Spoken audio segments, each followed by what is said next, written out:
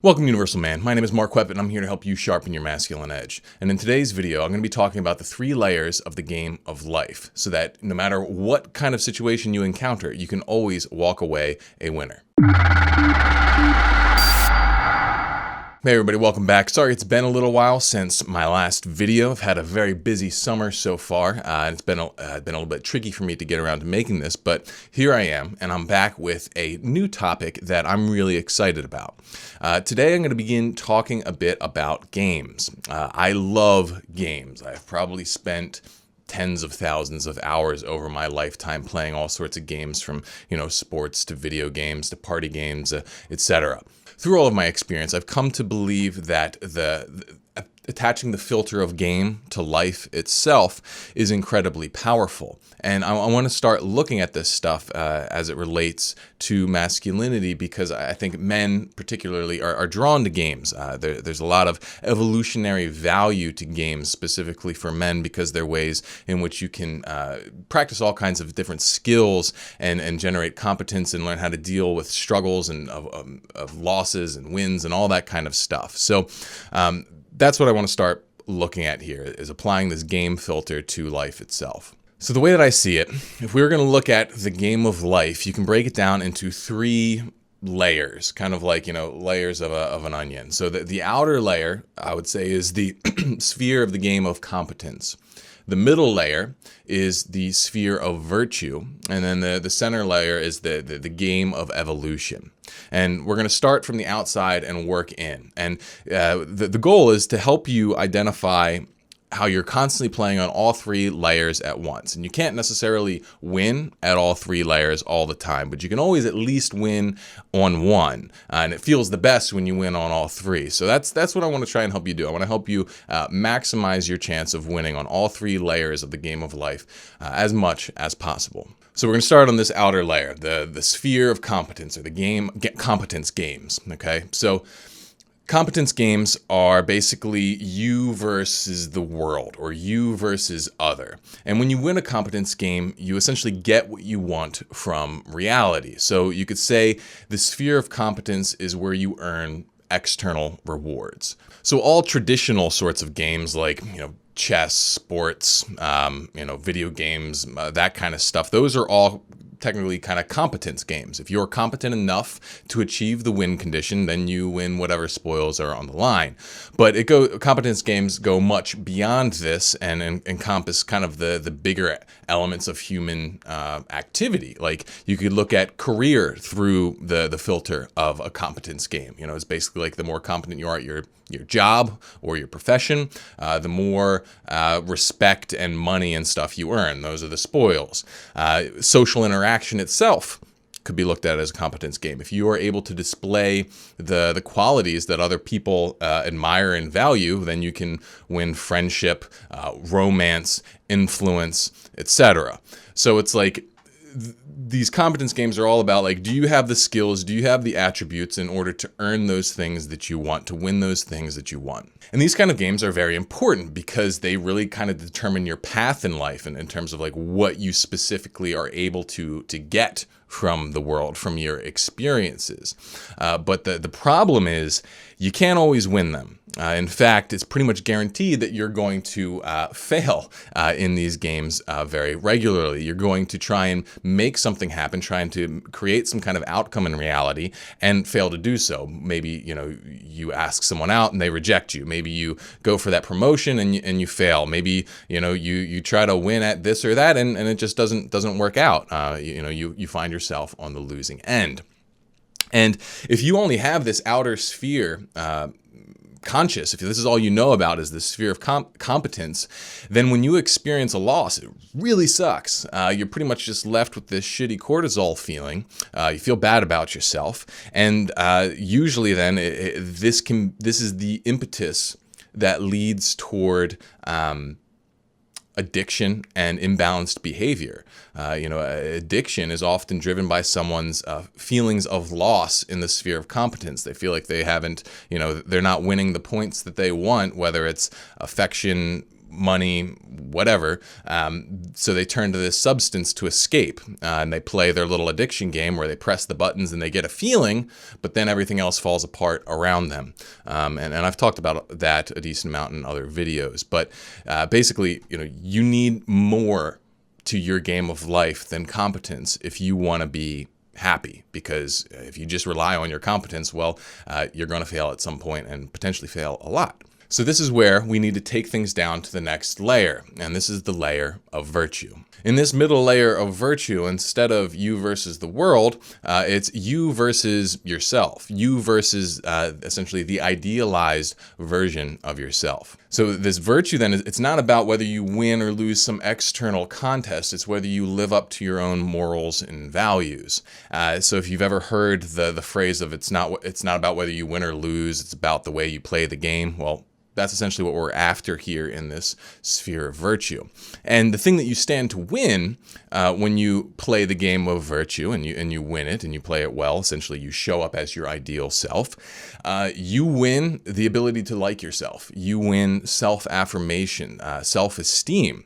And so this is really important, because if you just have external rewards, you just have some kind of competence or something like that, but you don't have internal validation, that external stuff doesn't matter. And you see this all the time with people who've achieved like some serious level of fame or fortune. They're incredibly unhappy. And chances are it's because they're not actually living as their ideal self, or the ideal that they've constructed is empty and meaningless. And they don't like themselves. They don't like who they are. And that's what the sphere of virtue works toward. That's what it affects. So the goal then is to build your competence on top of virtue. Basically, you put your virtue first. All right. So like for me, I'm a Christian. I'm a Catholic. And so before I try to, win any games in the sphere of competence, I need to first try to become my ideal, which means to essentially try to embody Christ, my ideal, in my life. That's the core game. And then I layer the other things like career and relationships and stuff on top of that. And that ideal is going to change person to person. But this is the general idea. And what this allows you to do is that even if you fail within the sphere of competence, like say I, make a business blunder or, lose a friend or whatever, if I showed up virtuously, if I pursued that path as my ideal, I still get to feel okay about myself despite that conditional loss. And this is incredibly important. But again, we're going to run into a problem. If your ideal your virtuous ideal is sophisticated and robust enough to actually be useful and actually generate self-satisfaction, you're not going to be able to perfectly embody it all the time. And chances are you're going to actually fail regularly. Like there are impossibly huge numbers of examples where I failed to show up as my ideal self. And that sucks. Especially when I am honest with myself and I acknowledge it. It really hurts. It brings that sensation of shame. And shame can be incredibly painful to the point where people are sometimes tempted to completely dispense with the entire sphere of virtue because shame can be so painful. The failure to live up to an ideal can be so painful. And at that point, if they just throw that away, well, I think you're left with a very ugly and destructive lifestyle that's painful for yourself and those around you. So you can't do that. But if you can't win always in the sphere of competence and you can't always win in the sphere of virtue, what can you do? Well, that's where we got to go take it one layer deeper. So in order to win, even if you've lost on the level of competence and virtue, you need to enter into the sphere of evolution, the game of evolution. And this game is played between, metaphorically or literally, depending on your philosophy, between you, God, and Satan. Okay, and what I mean here is God representing the evolutionary force, the force that brings more life, more meaning, more goodness. Okay, and then Satan representing the devolutionary or devolving force that represents apathy, decay, rage, death, bad stuff. Okay, and the way that you play this game of evolution is that when you are confronted with some kind of pain or suffering, you can that creates a fork in the road. You can either choose to use that suffering or setback as a growth opportunity to evolve, to move toward God, toward this heavenly ideal, or you can choose to use it to devolve, to move toward hell, okay? And you see this all the time. People are confronted with some kind of setback or challenge, and they become enraged, they become angry, they become spiteful, or they become apathetic and disconnected. And this happens all the time, and it really sucks, because this is how you end up a very nihilistic and bitter and unhappy life, is that you let suffering devolve you, make you almost less human. And you see this in the worst cases. People become almost animals. They become horrible, and they do terrible, terrible things. But the opposite can also be true. In the face of pain, you can have tremendous transformation. You can grow, you can evolve. Every single pain is an opportunity to grow in some aspect, whether it's your ability to suffer for goodness, your strength, in very practical ways. In the sphere of competence, every failure is an opportunity to become more competent. Every moral failing is the opportunity to become more virtuous. So, this is the game. Are you going to get better, or are you going to get worse in the face of challenge? And I think when you play this game well and you choose to evolve in the face of your challenges, you get access to joy. And I see joy as a sense of peace and goodness and light that transcends suffering. It's the ability to look at suffering and lean into it. And I think this is I put this at the very core, because it is the core of life. That's the biggest challenge is pain and suffering. And when you can make peace with that and rise above it, transcend it by continuing to strive and let the pain transform you and make the pain your friend even, I think that is the ultimate act of transmutation. And because of this, I put this at the very heart of what it means to be a universal man. It means that it's the ability to look at life in all of its challenge and ugliness and whatever, all that bad stuff, and decide that it is still good, to continue forward, to continue to strive. And there's a light and a goodness that comes to that, and it's your job as a universal man to bring that light first to yourself and then radiate it outward to everyone else you know. And this is the only game that you can always win. No matter what, you can always choose to grow in the face of pain and suffering, rather than not.